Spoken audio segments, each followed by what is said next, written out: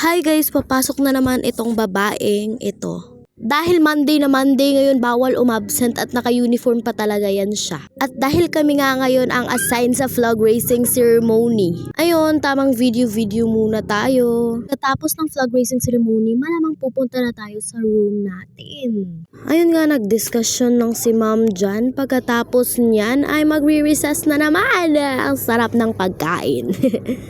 At nag-juice din naman tayo kahit paminsan-minsan. Tapos sa recess na lang din kami nag-lunch dahil may pupuntahan kami mamaya.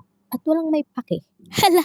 At yun na nga, isasama ko kayo sa pupuntahan natin guys. So kasama ko nga ngayon yung mga kaibigan ko, te. Kasi nga kami yung tinahasa ni ma'am na bumili ng pang-snack namin mamayang hapon. May snack na naman!